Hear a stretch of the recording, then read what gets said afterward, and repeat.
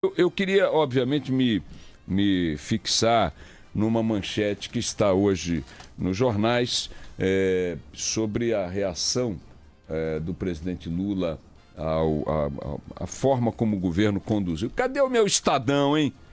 Pegaram o meu Estadão? A forma como o governo, achei, a forma como o governo conduziu aí a reação aos protestos de rua. O Lula deu uma criticada, disse que o governo bobeou, que o governo fez o quê mesmo, Tatiana Massas? Besteira, né? Não entendi direito por que ele não se pronunciou no frigir dos ovos, né? O Lula não agiu de forma diferente do que a classe política brasileira como um todo. Às vezes a gente critica o Lula, né, ou a Dilma, e aí os petistas acham que eles gostam muito de falar de imprensa golpista, PIG, né? Partido da imprensa golpista. São uns idiotas, né? Porque só tem uma orelha, né? E não é que só tem uma orelha, um ouvido. O cara que só tem um ouvido capta tudo.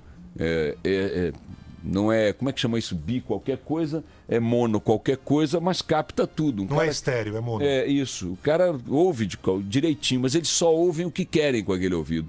Então, se você esculhamba aqui tucanos, pefelistas, né, PCDistas, PDT, qualquer outro partido, à esquerda, à direita, acima e abaixo, aí eles parece que não estão ouvindo você esculhambar os outros. Quando esculhamba eles, aí a imprensa golpista. São uns idiotas completos. Mas falando do Lula, já sabendo que vão encher meu saco aqui com esse tipo de conversa de golpes, o Lula foi tão covarde quanto a classe política como um todo, ou perplexo. Entendo até que ele possa ter reagido com a mesma perplexidade que todos nós, diante do tamanho que o dragão tomou nas ruas, né? Ele se desenvolveu, foi crescendo, né? Parecia aquele filme do Gremlins, quanto mais gente tinha, mais aparecia, jogava água, se multiplicava e tal. E ele ficou na dele, né? No mocó, por exemplo. E não é que ele estivesse por fora, estava tão por dentro quanto qualquer outro brasileiro, mas foi procurado pela Dilma para conversar naquela ocasião. Me surpreende um pouco que agora ele faça uma crítica à forma como o governo conduziu-se na história em relação à questão do plebiscito e tudo mais, porque, afinal de contas, ele tinha a oportunidade, com a autoridade que tem e com o peso que tem dentro do PT, de ter dito algo antes da proposta ser colocada ou mesmo imediatamente após. Ele agora disse, segundo a Folha, que a forma como a coisa foi colocada foi atabalhoada e criticou mais ainda do recuo da iniciativa apenas um dia depois. Chamam de barbeiragem. Foi barbeiragem a palavra que ele usou. Mas o importante, minha gente, é a que nos conduzirá essa tal iniciativa que está sendo discutida aí, de um plebiscito para definir o que será a reforma política. A pretensão do plebiscito, em tese, é que a opinião pública, a população, explicite o que deseja mudar na legislação política. É curioso que se demande um plebiscito para isso, como se esse anseio de mudança não fosse expresso num sentimento, né, que poderia ser captado na sua força, na sua plenitude, e decodificado sem grande dificuldade pelos agentes políticos. Esse sentimento é o sentimento de que os políticos precisam devolver o Estado brasileiro à sociedade, é o sentimento de que os políticos não podem ser tão inalcançáveis, tão imunes, tão protegidos, tão cercados de imunidades e de privilégios. Também não é difícil transformar isso em algumas medidas que sejam opostas a esse status. E mais do que isso, o sentimento é de que a gente quer que, digamos, subir uns 3 ou 4 degraus na escala de respeito dos políticos em relação aos contribuintes, aos cidadãos. Não precisa fazer, acho eu, um plebiscito para você saber que um político norueguês respeita mais a sociedade norueguesa do que um político brasileiro respeita a sociedade brasileira. Um político sueco respeita mais os suecos do que um político brasileiro respeita os brasileiros. Se você for para a Holanda também, para a Bélgica também, se você for para Suécia, Suíça, se você for para Alhures, se você for para um monte de lugar, inclusive aquele palavrão para onde a gente costuma mandar as pessoas quando está com raiva, lá Lá naquele palavrão, também os políticos respeitam mais. Esses caras, eles são malandros. Eles são malandros profissionais, eles são astutos, eles são espertos.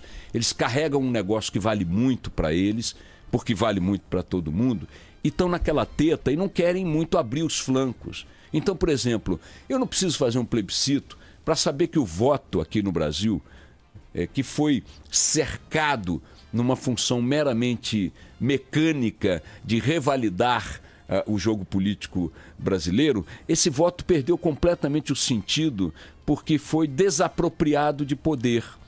Um voto que, em tese, você dá para mudar o rumo das coisas, aqui apenas chancela a renovação e a manutenção desse status quo que nós não queremos. Vejam, você vai votar nos Estados Unidos, no mesmo ato da eleição, com a mesma estrutura da eleição, com a mesma mobilização da eleição, o mesmo debate da eleição, você decide o prefeito, o vereador, o presidente da República, o deputado federal, o senador, o deputado distrital e se quer liberar maconha, se não quer, se quer a cura gay, se não quer, se quer que o trânsito ande para a direita ou para a esquerda, se quer uma construção de uma fábrica no seu município ou não, se você quer um presídio no seu estado ou não, se você é a favor da pena de morte ou não. O que é isso? É a população decidindo de forma direta, através do melhor mecanismo que a democracia produz, que é o voto individual, coisas que ela quer decidir de forma direta, ou que ela pode decidir de forma direta. Faz-se esse questionamento, esse questionário em plano nacional, em plano estadual e em plano municipal. Quer dizer, as pessoas decidem na votação do vereador, com o mesmo voto, né, várias outras coisas que, não sendo feita assim, vai ser decidida pelo vereador dentro da Câmara, com seus pares, sujeito ao que a gente sabe que eles gostam de se sujeitar. Uma grana do empresário de ônibus, outra grana do empresário do cemitério, outra grana do empresário da fábrica, outra grana, e por aí vai. Quer dizer, o voto aqui no Brasil não capta, não expressa todo o poder que precisa ou precisaria expressar para ser, de fato, o melhor, mais eficiente e único, talvez, instrumento rotineiro, previsível de mudança da realidade do país. Então agora, a Dilma, alguém propôs esses dias, ou hoje, estou lendo aí nos jornais também, que quer um plebiscito com no máximo 5 questionamentos, no máximo 5 perguntas ou 5 questões. Como assim, Dilma? Só 5? Por que não 4, então? Por que não 3? Por que não 6? Por que não deixar simplesmente que primeiro a classe política e imediatamente faça as mudanças que são perceptíveis no clamor popular? Por que esperar um plebiscito para depois fazer uma constituinte ou sei lá o quê, ou uma própria mudança? Não me importa o que vão fazer. Por que todo esse ritual para apenas parar de passar, me perdoem a expressão um pouco chula, e tirem as crianças do carro? Por que todo esse ritual? Por que todo esse cronograma, todo esse calendário, todo esse blá blá blá, apenas para não passar a mão no meu bumbum? Vamos fazer assim. Vocês param de passar a mão no meu bumbum já, hoje. Parou. Ok. Era tão óbvio que vocês estavam passando a mão no meu bumbum, tão óbvio que vocês estavam me ofendendo com coisas tão explícitas, tão elementares, tão visíveis, tão gritantes, que primeiro você podia parar com isso. Para com isso e depois abre um debate mais sofisticado, mais detalhado, mais complexo, para saber o que você quer mudar, por exemplo, se é voto distrital, voto de lista, voto não sei o quê, voto não sei o quê. Tem questões que são tão pétreas, tão óbvias, na ausência de respeito da classe política para com a sociedade, que me causa assim uma sensação de que eles estão querendo nos dar uma grande enrolada, transformar toda aquela energia que a rua despendeu em direção a eles, de protestos, de reivindicações, numa coisa assim, sabe, de organizadinha, sabe, de gravatinha borboleta e calça curta. É pouco, minha gente, é pouco no volume e é pouco, muito mais, no tempo.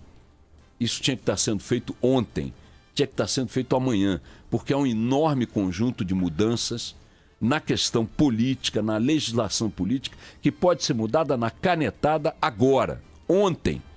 e que não precisa esse debate todo, essa ancoragem toda, essa burocracia toda e principalmente, minha gente, principalmente essa demora toda. Tem coisa aí que dá para fazer já. Essa gente podia começar nos respeitando hoje com bobagens assim, quer ver? Fica proibido o uso de carro oficial pelas figuras. Acaba a frota de carros oficiais no Congresso, nos legislativos, nas câmaras municipais. Acaba. Fica estabelecido o seguinte, o voto é obrigatório ou não é obrigatório? Acaba com o voto obrigatório. Fica estabelecido o seguinte, o deputado, o recall do voto. O recall do voto é aquela história que se você votou no cara, não gostou do que aconteceu, toma o voto de volta e ele perde o mandato. Nada disso precisa de uma discussão tão complexa. Faz o seguinte, adota a bula que vale aí fora. Pega os bons exemplos em vigor na legislação mundial e aplica por aqui hoje, ontem, imediatamente. A eleição da Dilma já agora podia ser uma eleição em que o voto fosse multifacetado, decidindo 8, 10, 20 assuntos do cotidiano da população. Por que não? Por que não? Eu estou com a sensação de que estão num grande jogo de cena. Um grande, enorme, gigantesco jogo de cena, que pode até culminar em alguma mudança, em alguma coisa. Acho até que culminará, mas que não precisava passar por todo esse ritual que eles dominam muito bem e que a imprensa embarca com muita docilidade, muita facilidade, muita reverência e que vai render aí sei lá quanto tempo até chegar a algum lugar. Vamos lá, toca o barco aí.